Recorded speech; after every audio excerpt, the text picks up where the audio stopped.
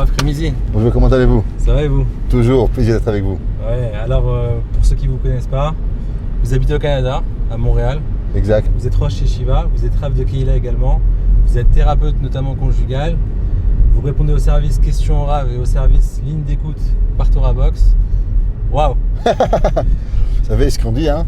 Quand on veut que quelque chose se fasse, on demande aux gens occupés. Ah oui. Alors déjà, est-ce que vous avez l'accent canadien? La vérité, c'est que j'ai pas l'accent canadien. C'est seulement les Ashkénazes qui sont nés au Québec qui ont l'accent canadien.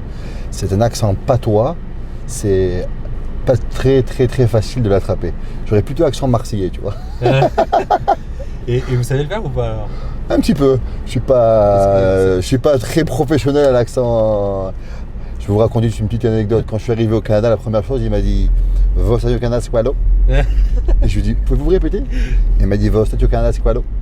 Wow. Alors vous mettez des lolos de partout et c'est bon. Alors vous allez tous les ans à Ouman, à Rosh Hashanah, pour pèleriner la tombe de Rabbi Nachman de Breslev. Vous êtes Breslev? Alors, tout d'abord, moi je vais à Ouman pas depuis 2 ans, pas depuis 10 ans, mais depuis 1988. J'étais parmi les premiers à y aller. Mon père était à Ouman en 1979. Wow. Donc on parle d'assez longtemps déjà, pratiquement à 40 ans. Il y a combien de personnes à peu près mon père quand il était à Ouman, il était juste 10. D'accord. Il était à Shavuot. Et nous on a commencé à y aller la 2e année que ça s'est ouvert. Et depuis, Baruch Hashem, on y va chaque année. Donc je vais à Ouman, oui, chaque année, pèleriner à la tombe de Rabbi Nachman. J'essaye d'être Breslev, ça ne veut pas dire grand chose parce que beaucoup de personnes pensent qu'aller à Ouman, ça nous rend Breslev, ou ne pas aller à Ouman ne nous rend pas Breslev. Il y a énormément qui ne sont pas des Breslev qui vont à Ouman. Il y a aussi beaucoup de Breslev qui ne vont pas à Ouman non plus. Donc, pour être Breslev, c'est pas seulement aller pèleriner Rabbi Nachman. Se prédire et se dire Breslev et s'annoncer Breslev après qu'on vient de commencer, qu'on ne sait même pas ce que ça veut dire.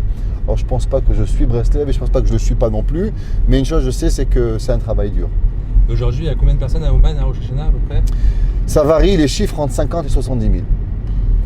Beaucoup de monde. Incroyable. La première année, nous étions 400. Et vous avez parlé de votre père. Alors j'ai appris que votre père, c'était le Rav du Rav Sitruk. Mon père était à la yeshiva. Quand le Rav Sitruk n'était pas encore à la yeshiva, il faisait des études. Et mon papa apportait le Rav Sitruk chez lui à la maison. Et il faisait vous savez, comme on a le Souda Shlishit avec les petites Kmiya, il donnait des Mishnayot. Il leur donnait tous les Shabbats après-midi les cours de Mishnayot. Et après, le Rav Sitruk est parti à devenir grand rabbin, il est parti en Eretz Israël. Et Baruch Hashem, il est devenu qui est devenu. Et nous sommes tous fiers d'avoir eu un grand rabbin comme lui, avec sa gentillesse, son amour pour chacun de nous, pour chaque juif. Même chez nous à Montréal, les rabbins me disaient qu'il n'est pas seulement le grand rabbin de France, il est aussi le grand rabbin de Montréal. Alors se lever pendant la nuit, faire Tikkun Chatzot, se réveiller au net. C'est quoi votre planning d'une journée? Vous devez avoir une journée bien chargée. On se lève comme tous les bons juifs le matin, on va à la tfila et on commence la yeshiva à 7h30 shacharit. Et après on a le seder qui commence à 9h30 jusqu'à 1h. 1h à 3h on seder, a... c'est-à-dire le limoud, voilà. On a la yeshiva, on a la yeshiva le kollel, donc on est le matin à la yeshiva. Et jusqu'à 1h, à 1h à 3h30 on a le break. Après à 3h30 il y a mincha. Et alors l'après-midi, ça dépend où je suis à la yeshiva, ou des fois je rencontre du monde parce qu'ils ont des problèmes de shalom bayit, ou j'essaye des fois un peu, et ma femme aussi, ça fait partie de mon rôle, et d'être le plus occupé possible entre la yeshiva, le kollel, la Beth Knesset chez moi, parce que j'ai une autre synagogue qui est pas à la même place de la shul. Ah oui. Donc on essaye de jongler un petit peu toutes ces tâches et répondre au téléphone chez Torah Box, à la ligne d'écoute aussi. Voilà. Et après, le soir, on reprend le CDR à 8h30 jusqu'à 10h30. Du coup, vous dormez combien d'heures par nuit? J'essaye de dormir 3-4 heures. Moi, si je dors 3-4 heures une nuit, le lendemain, je suis... Mais je sais pas comment vous faites pour dormir, parce qu'en Eretz Israël, ça fait une semaine que je suis arrivé, j'ai dormi 3 heures en une semaine, c'est beaucoup. C'est vrai qu'en Israël, ça va vite, ça va très vite. Vous êtes thérapeute conjugal, comme on a dit. Est-ce que vous êtes diplômé pour ça? Oui, j'ai fait un cours avec, ça s'appelle le TCCI, c'est le Rav Twersky, parce que Dans la thérapie de couple, elle est basée principalement sur beaucoup d'a priori qui ne sont pas toujours cachers d'après la Torah. Ah, d'accord. Et savoir comment faire, comment expliquer dans un contexte juif ce que véritablement la Torah elle veut, comment on peut s'unifier en tant qu'homme et sa femme. Donc il y avait de la thérapie qui partait un peu dans tous les sens. Il y avait des rabbanim et des personnes de Torah qui pensaient qu'on pouvait devenir thérapeute juste parce qu'on a une kippa sur la tête, ou on a une barbe, ou on a un chapeau. Et le problème, c'est que c'est pas vrai. C'est pas tout le monde qui est marié, et même très bien marié, qui peut être un thérapeute. Il faut avoir quoi comme qualité pour être justement... D'abord, il faut avoir de la patience. Numéro 2, il faut avoir de l'empathie pour le monde. Il y a un proverbe qui est rapporté et qu'on demande, est-ce que c'est imanout ou umanout? Est-ce que c'est quelque chose qui est inné ou c'est quelque chose qui s'apprend? Et les grands thérapeutes sont arrivés à dire que d'abord ça commence par de la imanout, c'est inné, et il faut aussi devenir de la umanout pour pouvoir l'apprendre. Tout le monde a des enfants à la maison, mais pas tout le monde est professeur. Tout le monde sait conduire, mais pas tout le monde est chauffeur de poids lourd. Ça veut dire que quand on arrive à un certain niveau pour pouvoir aider, nous sommes capables de pouvoir trouver notre équilibre personnel. Ça c'est bien et on y arrive tous, Baruch Hashem, c'est pour ça qu'on reste mariés. Mais quand il arrive à pouvoir aider d'autres personnes, à savoir identifier le problème, est-ce qu'il y a juste un problème de midot, des fois juste qu'on ne sait pas pardonner, ou des fois ce sont des problèmes plus difficiles qui retournent à l'enfance, des fois ce sont des problèmes d'addiction que nous pouvons avoir hommes ou femmes, des fois ce sont des traumas qui ont été causés chez les hommes ou chez les femmes qui n'arrivent pas à rentrer dans le mariage, ni lui ni elle, ce qui les empêche de pouvoir former leur véritable maison. Il y a des personnes que le stress leur cause énormément de problèmes et à la moindre difficulté, ils ne savent plus comment vivre.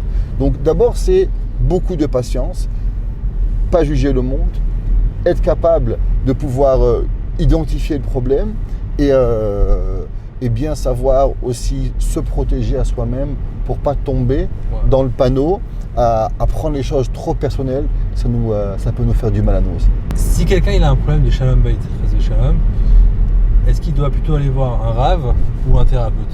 En vérité, notre première porte doit toujours être un rav.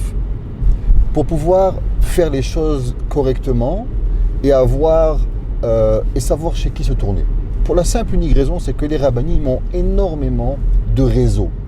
Et ils connaissent aussi énormément de bons thérapeutes.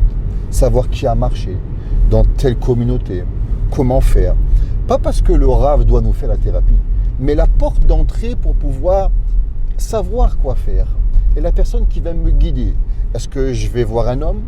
Est-ce que je vais voir une femme? Est-ce que je vais voir quelqu'un dans mon quartier? Est-ce que ma difficulté vaut mieux que quelqu'un que je ne connais pas? Avant même d'arriver à la thérapie, il y a tellement de questions qu'on se pose que ça vaut toujours la peine de consulter quelqu'un, un rav dans notre quartier, un rav avec qui on est à l'aise de pouvoir dire la vérité et ne pas se sentir jugé. Et le rav doit être aussi à l'aise de pouvoir nous guider vers la bonne personne. Et c'est pour ça que je pense que la Rav et notre Rav avec qui on partage tout est toujours la meilleure personne pour pouvoir nous guider et nous diriger vers les personnes qui vont nous aider. D'accord. Alors pour ceux qui n'ont pas accès à un Rav ou qui ne sont pas proches d'un Rav, est-ce que c'est possible pour un juif de voir un thérapeute non juif? Et je vais même plus loin, est-ce que c'est possible pour un religieux d'aller voir un thérapeute non religieux? Si on n'a pas un Rav, je vous conseillerais d'abord d'aller en parler avec votre docteur de famille, votre médecin de famille. Votre médecin de famille a énormément de ressources aussi. On est à l'aise de parler, il connaît nos problèmes de santé. Donc déjà, il va faire ce que le Rav ne peut pas faire et nous aider, nous ouvrir certaines portes. Quand vous arrivez d'abord chez n'importe quel thérapeute et que vous arrivez dans l'anonymat, vous êtes toujours un petit peu perdu. Quand vous arrivez avec une référence de quelqu'un qui vous a guidé, donc déjà vous êtes quelque chose de différent. On toujours essaie de trouver un docteur, un rav, qui nous a guidés vers cette personne. Est-ce qu'on peut aller voir des thérapeutes goy? On peut aller voir des thérapeutes goy. c'est préférable d'aller consulter quelqu'un de chez nous qui comprend nos difficultés et qui comprend aussi notre façon de penser. Qu'est-ce que ça veut dire que le jour du Shabbat, je ne travaille pas? Qu'est-ce que ça veut dire que j'ai refusé un travail parce que je suis chômeur Shabbat?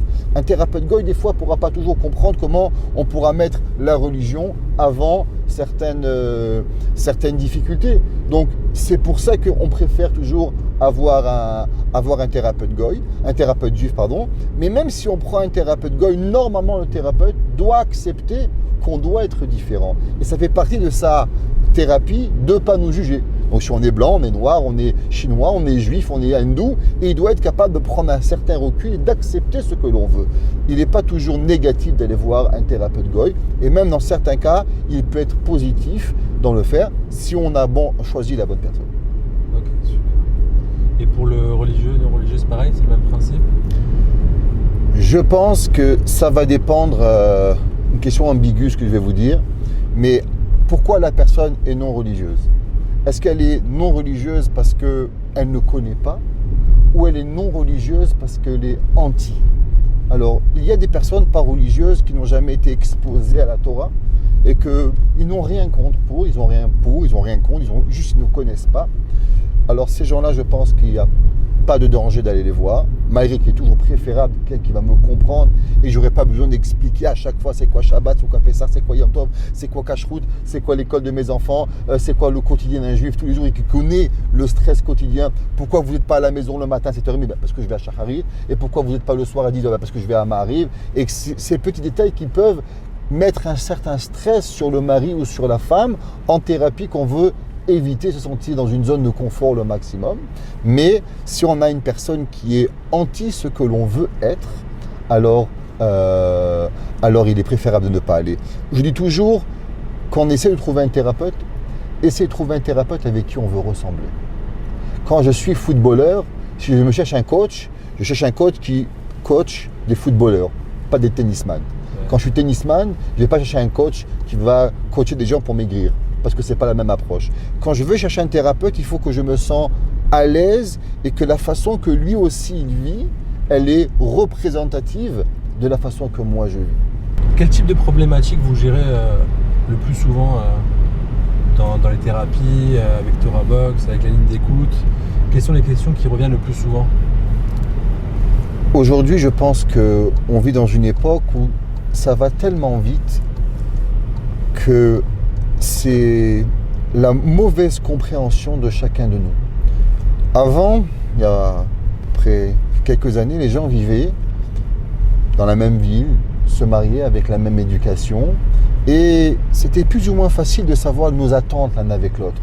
J'habitais Paris, madame avait habité Paris, elle était partie à telle école, on avait fréquenté plus ou moins les mêmes écoles, je suis un Bachou Yeshiva, elle a fréquenté un séminaire.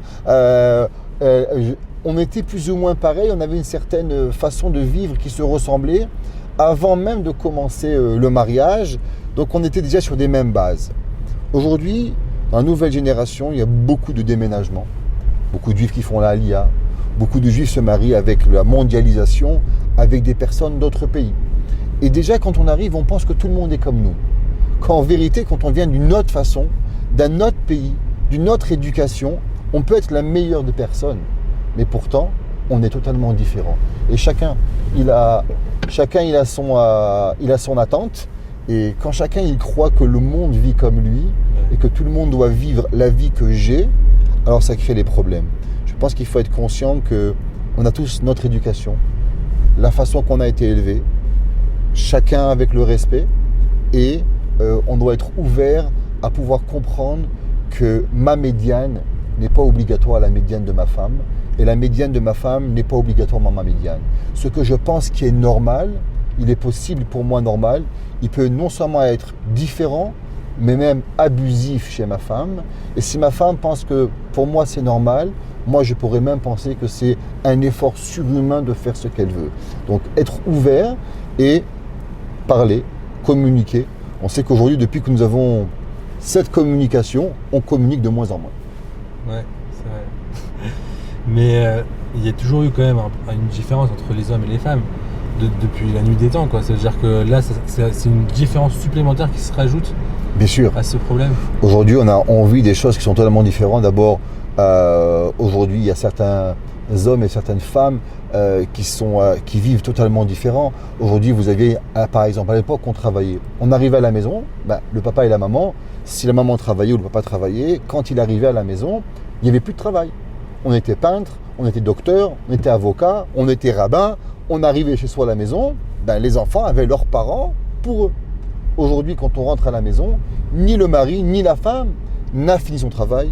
Il a ses WhatsApp, il a ses emails, il a les gens qui viennent le voir, il y a la télévision, il y a l'ordinateur. Tout ça crée un stress supplémentaire sur la famille qui fait que le mari ou la femme qui est moins de technologie, qui a moins de contacts sociaux, qui refuse ces contacts sociaux d'être toute la journée connecté à tout ça, perd patience parce qu'elle trouve qu'il y a du temps perdu. On ne prend pas assez de temps avec nos enfants, on ne prend pas assez de temps avec notre femme, on ne prend pas assez de temps avec, les choses de la vie de tous les jours. Ce qui devait être un réflexe naturel, aujourd'hui doit être fait et répété 10 fois. Un exemple très connu, les hommes n'aiment pas sortir les poubelles. La femme, à l'époque, le mari disait une fois « chérie, sors les poubelles », c'était fait. Aujourd'hui, ça doit être répété 30 fois. Il est au téléphone, il est sur WhatsApp, il est sur YouTube, il est sur Instagram. Et j'en passe, tout ce qu'il pourrait faire. Et sa femme peut des fois on dit au Québec, un peu tanné sur ça. Ou bien même des fois, c'est la madame avec le shopping online. Attends, j'achète, je regarde, je vois qu'est-ce qui se passe sur Gap, je vois qu'est-ce qui se passe dans tel magasin, sur H&M et compagnie. Et ça peut créer aussi un stress. Donc, c'est pas seulement les maris vers les femmes, c'est aussi les femmes vers les maris. Et toute cette nouvelle vie, elle nous apporte des stress supplémentaires. On a aujourd'hui aussi une vie qu'on essaye de tous vivre, une vie de riche. On veut tous aller en vacances 2 fois par année. On veut avoir 2 voitures. On veut vivre une vie qu'en vérité, il n'y a pas très longtemps, n'était pas donnée à tout le monde. Elle était donnée seulement à une élite de la société. Aujourd'hui, avec les cartes de crédit. Aujourd'hui, avec les banques, avec les paiements. Alors, on essaie de nous faire rêver qu'on peut tout, mais au bout d'un moment, on n'y arrive plus. Et ce stress quotidien, il retombe bien sûr sur le couple qu'il faut apprendre à gérer. Et cette gérance, il n'y a pas beaucoup de monde qui sont capables naturellement de pouvoir le faire. Et on a besoin d'aide pour pouvoir apprendre.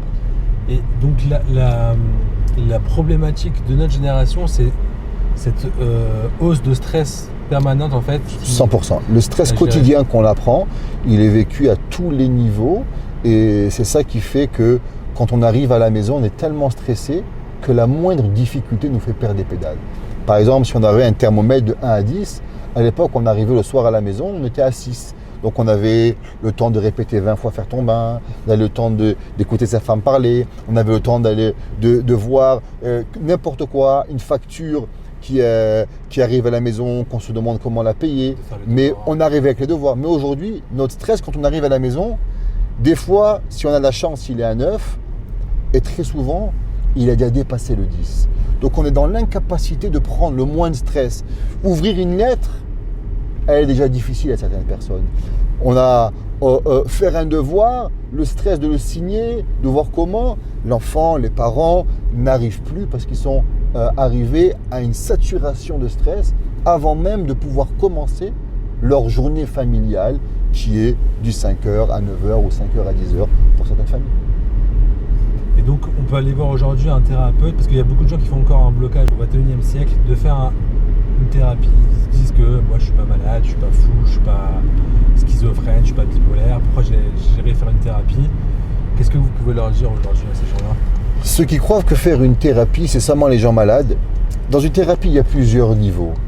Je pense que la meilleure personne pour faire une thérapie, et c'est pour qui ça aide tout le monde et ça rendrait les gens beaucoup plus heureux, ce ne sont pas les gens malades. En anglais, on appelle ça la thérapie from good to great. Du bon au meilleur. Nous sommes 2 personnes.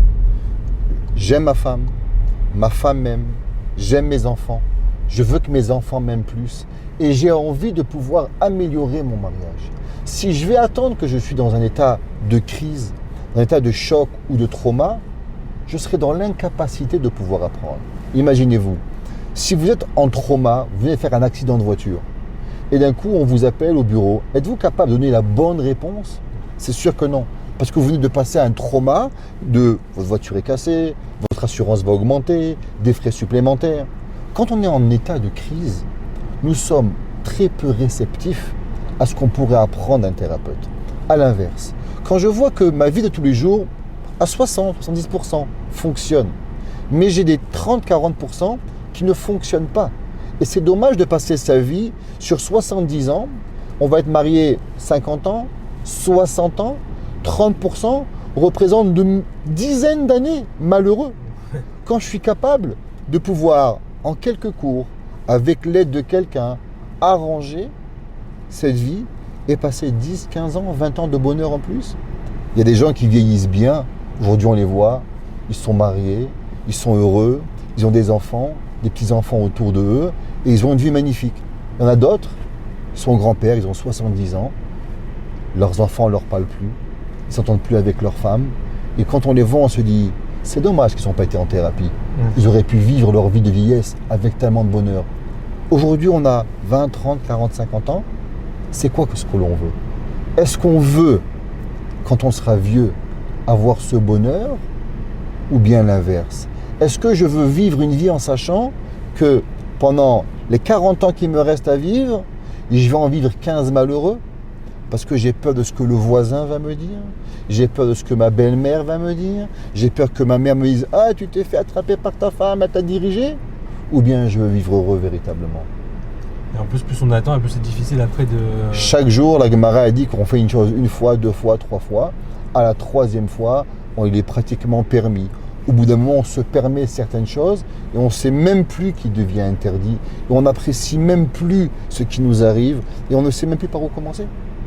Donc je pense qu'en vérité, tous les couples devraient aller en thérapie.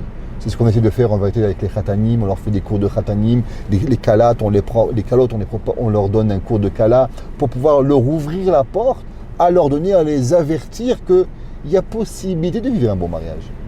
Merci beaucoup Rav Kremnitzy d'avoir répondu à toutes ces questions. Un grand plaisir. J'espère que ça aidera beaucoup de personnes qui sont aujourd'hui dans cette difficulté-là. Chaque génération a ses difficultés et Akadosh Baruch Hu donne toujours le moyen pour apprendre. Il n'y avait jamais autant de psychologues, jamais autant de thérapeutes, jamais autant de rabbanim qui sont devenus thérapeutes.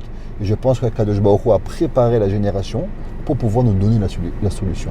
Je pense que la personne qui ne l'apprend pas, quand il en a besoin, c'est plutôt lui à plaindre plutôt qu'autre chose. Mais l'inverse, celui qui l'apprend, heureux lui, heureux sa femme, heureux ses enfants, et je suis sûr qu'il arrivera longtemps. Merci beaucoup.